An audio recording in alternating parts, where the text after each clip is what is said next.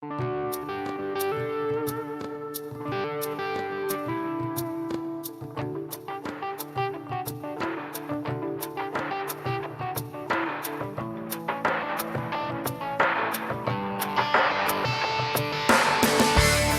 Is this thing on? Hello? Hello? Welcome back to Restless. My name is Father Joseph Gill, and Paul dared me to do that. I didn't dare you. I said that's how Joe Rogan begins his podcast. I said, So, are we on? Are we on? Are we on? You've joined us here with Paul, Lauren, and Diane as together we restlessly seek the face of Christ in today's crazy and mixed up world. And we're going to have a crazy and mixed up podcast today because the topic is Stump the Priest. So while I usually ask them the questions, the tables are turned, and now they ask me the questions. So I'm not really sure what they're going to ask. It could be like, what's your favorite breakfast cereal? Frosted Flakes, in case you're wondering. So, all right, I'll start with without further ado, go ahead. The first question: what is the greatest event in human history? The resurrection of Jesus from the dead. No, what? No? Not. Would you say the incarnation? Well, yeah. What about the birth? Which is it? Because, Father Joseph, you have definitely said the birth of Jesus. This is the greatest event in human history. And then we talked about the resurrection. You said the resurrection. Well, this is the greatest event in human history. If you want to get technical, could be tied. It would be the incarnations 9 months before the birth of Jesus. Oh, there you go. Because that was the first time that God became man. But it could be tied. But it's tied, but except in the church year, the Easter is a higher feast than Christmas. For sure. 50 days of Easter, only, a couple of weeks of Christmas. Poor Christmas. That's okay. Christmas to me is a little too commercialized anyway. You can't commercialize Easter. That's true. Oh, they tried. I mean, like bunnies bunnies and chocolates. I know, but it's not the same. Okay, good answer. Okay. Wow, they satisfied her pretty easily. All right. So we've collected some questions from people in the community. Why do some churches distribute the precious blood at communion when the whole and entire Christ and the true sacrament are received under either species? Yes, that is a doctrine called concomitance, which means that you receive the entire Christ, body, blood, soul, and divinity, under both species, under the species of what looks like bread or what looks like wine. So why do we do it for some churches at both? The reason is because as human beings, the sign value, the symbol value, and I do not mean to say the Eucharist is a symbol. In no way is it a symbol. It's truly the body and blood of Christ. But we receive Christ under appearances.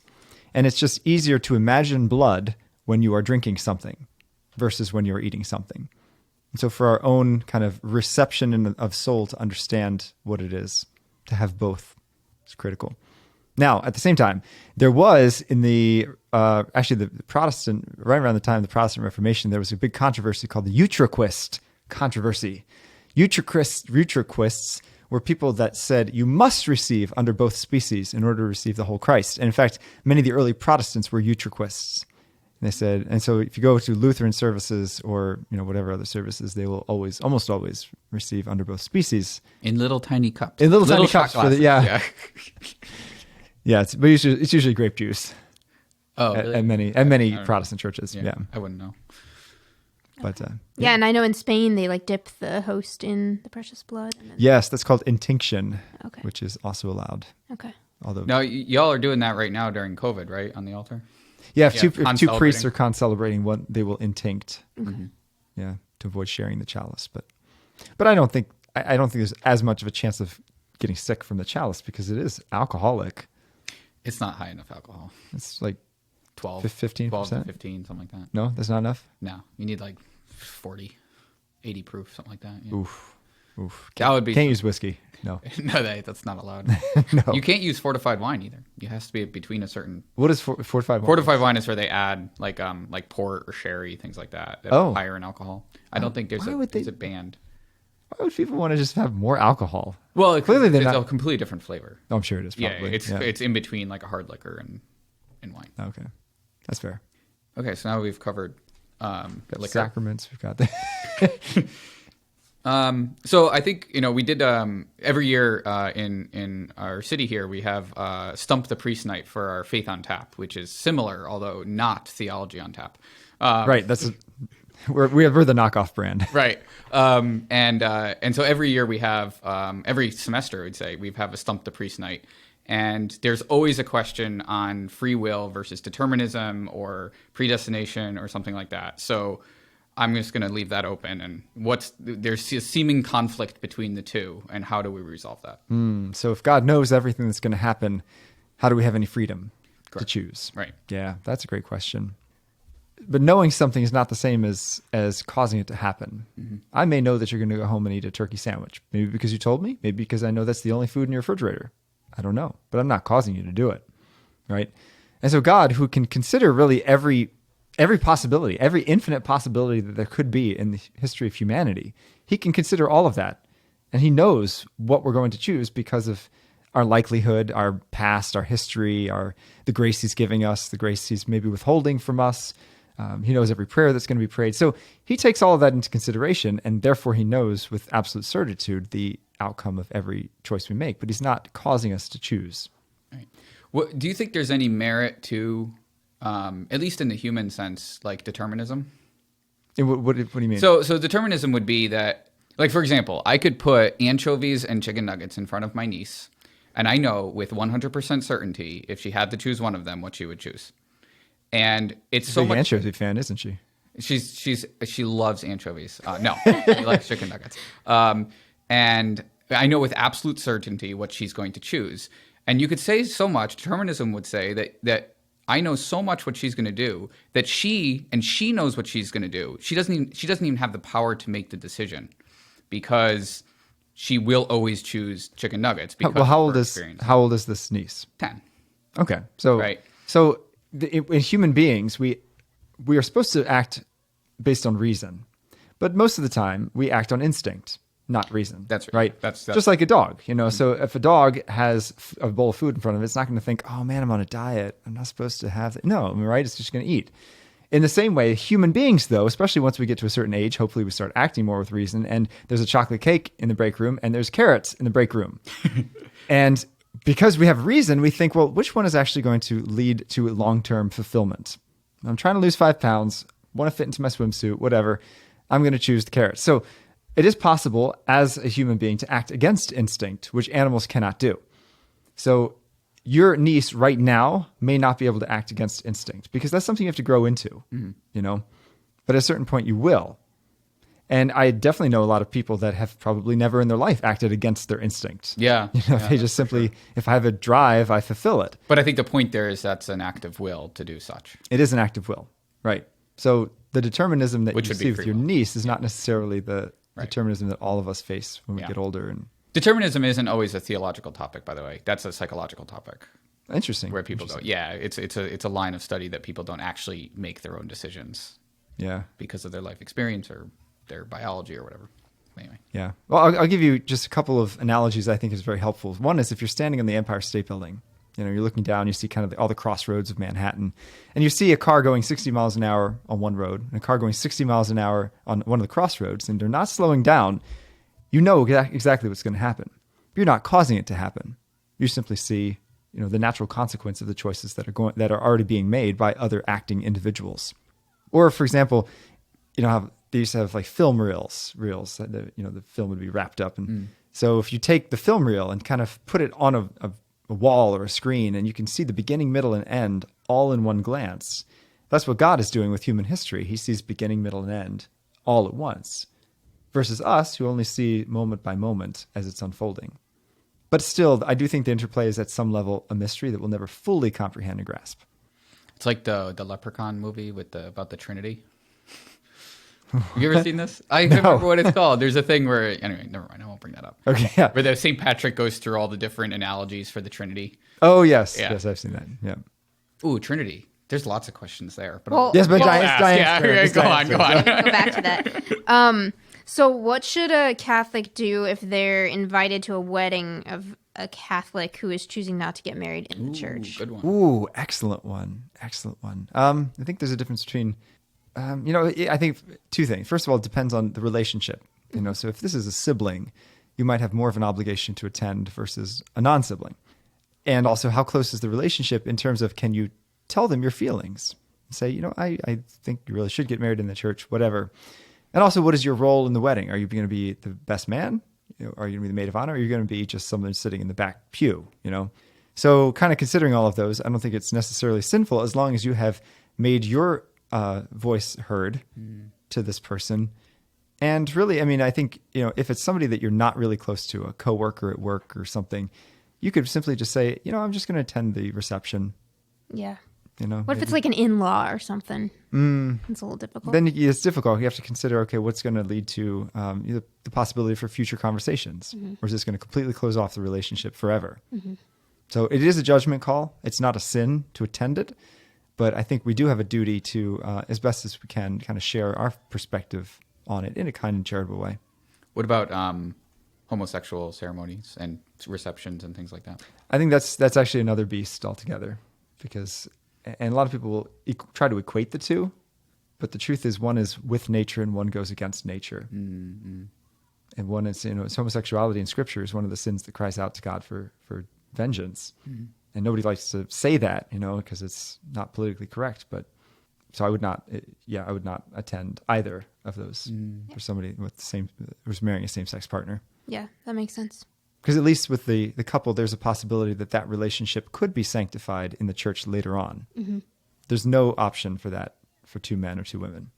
Lauren? Well, I'll just go on that topic. This isn't a question that I had prepared, but so any thoughts then on how do you try to explain to someone who maybe was married outside of the church why they should get married in the church? Sure, yeah. So marriage is both a natural reality and a supernatural reality.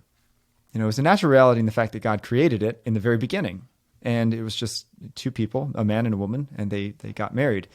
But then he elevated it to a supernatural reality when Christ came and made it a sacrament. And the supernatural element that's there is twofold. One is it gives you the grace to live out the sacrament with generosity. So marriage is given to us for two purposes. One is for the procreation and education of children, and the other is for the mutual sanctification of the spouses to get each other to heaven. So it really gives you grace to do both of those things. Can you do both of those things without grace? Well, you can have kids, yes, but can you really form them to become saints? Not really without grace, right? And you can't really sanctify your spouse without grace. So grace is what's necessary. But also, in addition to the grace that it gives you for fulfilling your duties of matrimony, the sacrament, especially for a Catholic, the sacrament forges a bond. So as Catholics, we are required to be married in the Catholic Church. We can't get married by justice of the peace. It's not a valid marriage. And so because it's not a valid marriage, there really is no marital bond there, which means that if the couple decided to split up, it would actually be a very easy annulment to say that there really wasn't a marriage there to begin with. So it forms something totally new, this bond, this invisible bond between two persons that forms a new reality. Yeah. There are Catholic priests that were married as Protestants and have become priests. Yes. Yeah. And not married anymore. They get divorced. And there's some that also stayed. Well, stayed. married. Yeah. Well, Episcopalians or Orthodox. Yeah. Yeah. Or I guess Eastern Catholics that are conferred in the Roman Rite. But here's what's interesting. So only Catholics are obliged to get married in the Catholic Church. If you're not Catholic, if two people are Hindu and getting married, the Catholic Church recognizes that as a valid marriage. It's not a sacramental marriage. It's a natural marriage, but it's a valid marriage. So let's say two Hindus get married in front of their Hindu person. I don't know. What's that called? What? Hindu religious leader. Oh, I don't know. I don't know. Whatever Buddha is over there. And they get married in front of this guy. No, probably not a Buddha. They get married in front of this guy. Then they get divorced. And then one of the Hindu partners wants to marry a Catholic. That Hindu marriage needs to be annulled. It actually needs to go through a Catholic tribunal to be annulled. Interesting. And you say, well, wait a second. It's not a Catholic marriage. Doesn't matter. It's a natural marriage and it's a valid marriage. And the church treats every marriage as valid until proven otherwise. Still on the marriage topic. So marriage ends at death, correct? But the bond that was formed is eternal? No. Okay, explain it. No, that also breaks at death. Okay. All right, so I was at a wedding on Saturday, and the priest definitely talked about this bond for all eternity. And I did question. Okay, so what would it meant? Do you know? I'm not sure what he means. Or maybe it's like everlasting. I mean, it has an everlasting impact, or does it not? Because you're not married. I think that's just death? I think what he said is just sentimentality. Okay. And I'm sure there will be a deep relationship with your spouse in heaven, but it will not be marriage. It'll be a different kind of relationship because the purposes of marriage are no longer needed. What about the whole part where you are sanctifying your spouse? Sure. When you're in heaven. You're helping them get to heaven. Right. Yeah. Once you're in so heaven, that you don't has need to that. have an impact in heaven because you need them without to a doubt. get there Without a doubt. once you choose to enter into marriage. Yes, absolutely. But But it's not like if you marry a second time, you get to heaven, you're like, oh, shoot, man, now I got to choose. Right? Interesting. Well, first wife was interesting. better. Let's just It's No. interesting. I mean, yeah, I think we get that, right? People do die and people remarry, but it's interesting when you think about, let's say there was a woman who was married to a man. They work to get each other to heaven. The man dies. She remarries. Now she's working to get another man to heaven. Sure. And both of those men played a role in getting her to heaven. Mm-hmm. So that's fascinating. Mm-hmm. Yeah. And a unique role, certainly, without a doubt, because no one else knows you better than your spouse, really. Hopefully. Interesting. What else you got? All right, I'm going to take a curve here. Yeah. Oh, yeah. It's your So Lucifer fell with a third of the angels after God revealed his plan that he would become man to redeem humanity. Yes. Correct? Mm-hmm. But why would God have planned to become man to redeem us before the fall of man? So theologians debate about this as to whether or not God would have become man if the fall had not happened. And I think it's very possible that God could have become man, even if the fall hadn't happened, not to die on a cross, but to show us what perfect humanity looks like. Logos argument. And part of the idea is that, when we're created in the image and likeness of God, we think, okay, well, it's because I have a spirit and I have a free will. Also, though, we're created in the image and likeness of Christ, who is perfect man, divinized, and he's God and man. And when we have God's grace dwelling in us, we become like Christ, fully human and fully with God in us. We don't become divine. We're not, pantheists, but perhaps God would have taken on flesh to show us what it means to be fully human, fully alive, to be the pinnacle of all creation. That's interesting, because once I learned that, I just thought, well, God kind of set into motion then this whole plan, because he would have known that Lucifer would have fell and all the angels, and then that would have brought sin into the world, and then we would have needed to have been redeemed, I'm going to turn the tables on you. There's a philosopher named Spinoza from the 1800s who said that this is the best of all possible worlds. And you say, wow, this world's messed up. Like, how could this be the best of all possible worlds? He was trying to reconcile God's goodness and the reality of evil. And he said that God had brought greater good out of all the evil that happened in human history than if none of the evil had ever happened in the first place. And we kind of say something like that in our Easter vigil when we say, oh, happy fault, oh, necessary sin of Adam that gained for us so great a Redeemer. Do you agree with Spinoza or do you disagree? This is the best of all possible worlds. I would say Well, it now has we to have be. eternal life. So But could God have made it in a different way where there's less suffering and more glory? Well, yes. I think the answer to that is yes. Could he have? So then why did God not make it like that? because we have free will. Well, it doesn't mean that, well, could he have? Yes, but that doesn't mean that it's better than what we have. So that's Spinoza's argument. Kind of, yeah. Is that, yeah. I don't know. Should we that- agree with Spinoza? Well, I would say God is perfect. So he knew what would happen. So this had to be the perfect plan. And for us as these kind of, I don't want to say insignificant, but like we're so small in comparison to him and we think our suffering is so great. And that's not to take away from genuine suffering because people do experience that, but it's only temporary. And as we've all experienced, right? Anytime you go through something that's like a struggle, when it finally works out, there's so much like more relief and pride and an accomplishment because you had to go through those struggles to get there. Right. When something just works like with the snap of your fingers, it's like, oh, well, that was easy. Okay. But you won't appreciate it as much and you won't grow as a person. You won't be challenged. So there's so much depth, I think, to suffering. Mm-hmm. So clearly it's for our good. you Yeah. know? No, I agree. I agree 100%. I think we'll never fully understand until eternity the great good that has come out of not only suffering, but temptation. Oh, you just made me think of something else. Okay, so apparently everything we do here, right, has eternal ramifications, Right. which is really hard to comprehend. You know, I like every positive thing, which is great, but then it's like, what about the negative things? Or maybe it's just there will be missed opportunities Yeah. that we'll That's possible. realize, you know, but I just think about that a lot. Like anytime maybe you're merciful to someone or gracious or kind or helpful, there is some eternal aspect to that. Is that correct?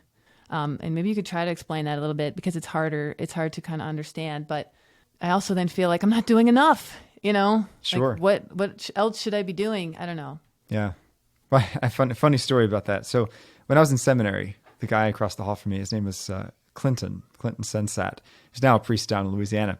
And we were in our first year together, and this guy would come into my room every day because my door was always open, and we'd just sit and chat, and he would complain about everything, the food and the temperature and the professors and this and that. And he could not be happy. He was just miserable all day. And maybe, I don't know, maybe he was homesick. He was up in Maryland. It's a long way from Louisiana.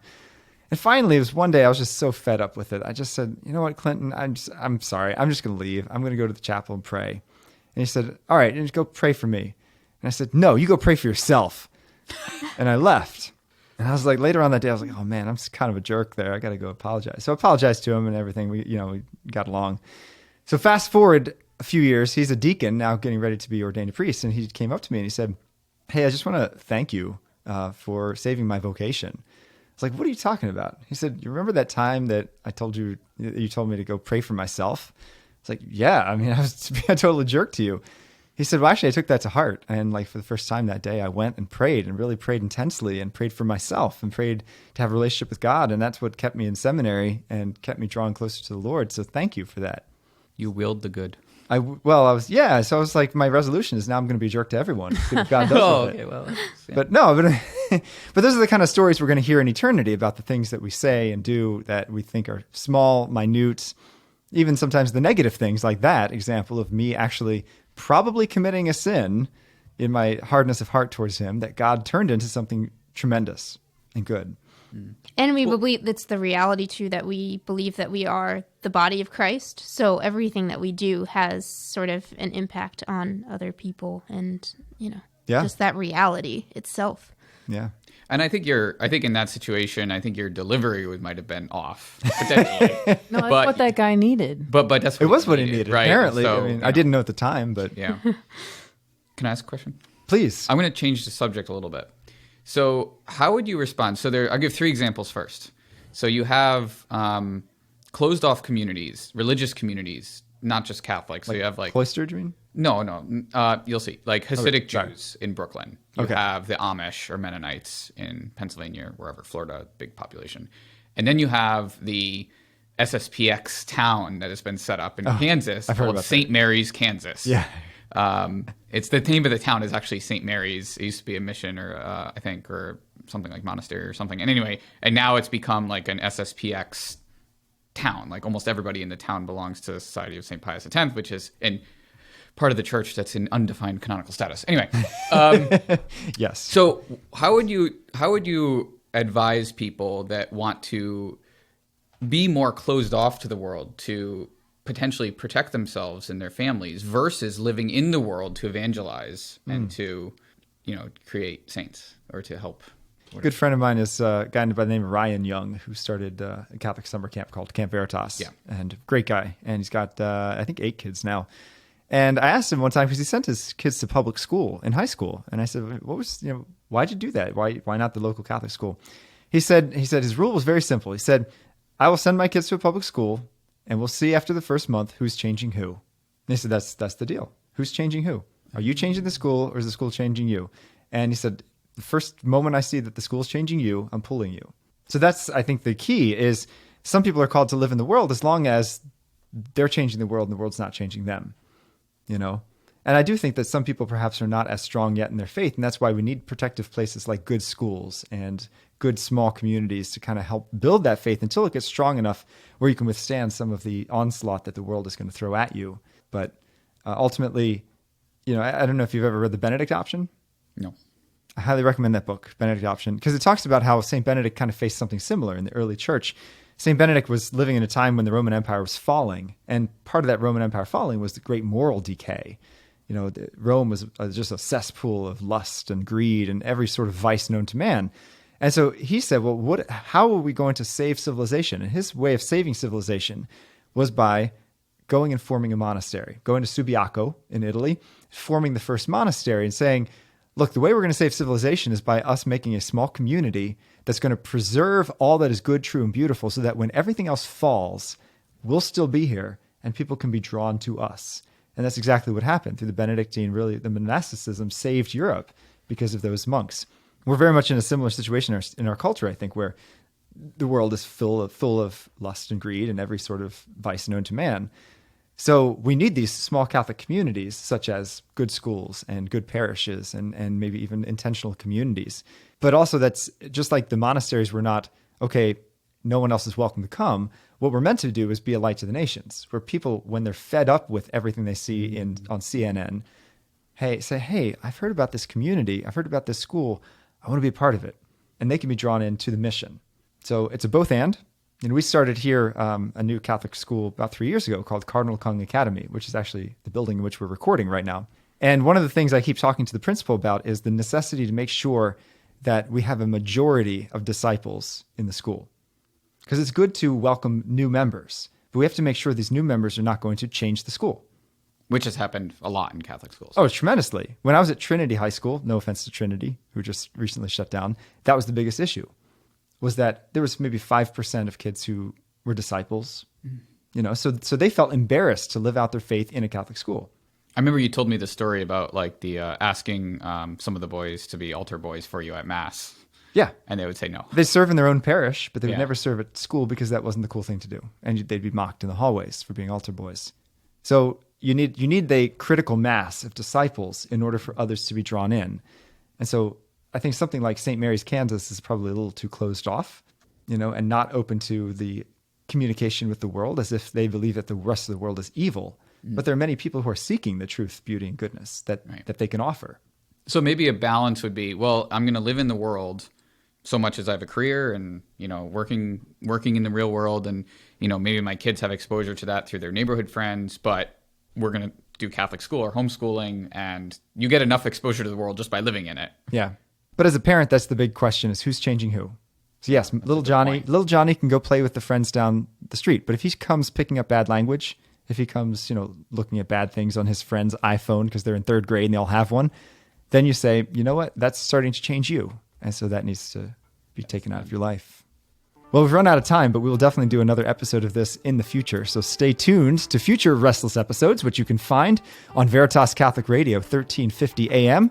Also on Google Play and Apple Play and Spotify Play. I don't even know what these pod places are. Any app you may have. Any app you may have. Yes, follow us on Facebook, Twitter, and InstaPost. There's no Twitter.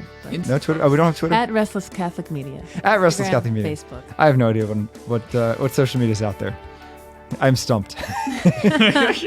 Thank you for joining us on Stump the Priest. Tune in next time.